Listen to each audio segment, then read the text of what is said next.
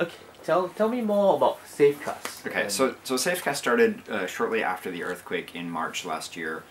A number of people, myself included, were looking for information so that we could understand what had happened as far as radiation contamination, how that would affect our friends and families in the areas, and we were very surprised and shocked to find that the information didn't exist at all. Our initial thought was that it was just out there and hard to find and scattered, and we would quickly just pull that information together and provide it in a more understandable fashion, but the information didn't exist at all, and so we pooled resources and decided that the best option would be for us to go out and generate this data and take these measurements ourselves, so that then we would have the data to pass on to everybody else, and we started calling that project Safecast.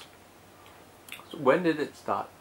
Well, I mean, the initial emails that we started sending around trying to do things were, the day after the earthquake. We realized that it wasn't as simple as just pulling together data that was already out there, within the first week. We were doing things online, within 2 weeks, within a week, immediately afterwards, just about 1 month afterward, was our first official meeting, where a number of people all came to Tokyo, and we sat down and looked at what we had, what we needed to do, and sort of plotted out a course for the next 6 to 12 months, so that we would actually have something that we could give to people and it would be beneficial. So how is Safecast run? It's a very sort of distributed and ad hoc group. We come up with problems, reach out to people who might be able to help them. People jump in and solve a few things here and solve a few things there, and there's different groups all over. There's a number of people in Japan, obviously. We also have people in the U.S. We have people in Europe. We have people in Singapore. We have people all over the place who are jumping in to help with one specific piece of it that they're able to contribute sort of to the greater project, and then we combine all those things and package them up and try to give them out to people so it's more helpful. So what has Safecast done so far? So we've taken the most specific radiation readings that are available out right now.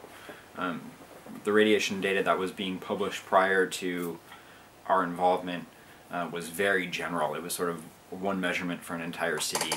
They were readings that were taken at 10 meters above ground in the center of town, and sort of assumed this is the reading for the entire city. And once we started taking measurements, we realized that that's not specific enough to give people information. So we started taking readings at sort of level where people are, like 1 meter off the ground, and we realized how quickly they can change. Just walking down a street, the levels can change noticeably. And so we started collecting that data and publishing it. We've created a number of devices that help us with that, and at this point we have just shy of 3 million data points that we've published. All this data we've published completely free and openly. We're using a CC0, which is similar to a public domain license, so anyone can take the data that we're collecting and use it for anything. They can contrast it against data that they have as well. They can analyze it. They can do anything. We want the data to be out there available for anybody to use. We've also created a number of visualizations to help explain what that data means, so that people can see it and quickly get a good idea. And we've also started taking these measurements outside of Japan as well, because one of the big problems is, because this data didn't exist before March, we can't look and specifically see exactly what happened and how it happened. So all we know is after the fact, and we have to speculate on what things were before. So we're trying to take these measurements all over the planet so we can have a good baseline, so that if and when something happens in the future, then we'll be able to take a reading afterwards, and then we can see exactly how things changed.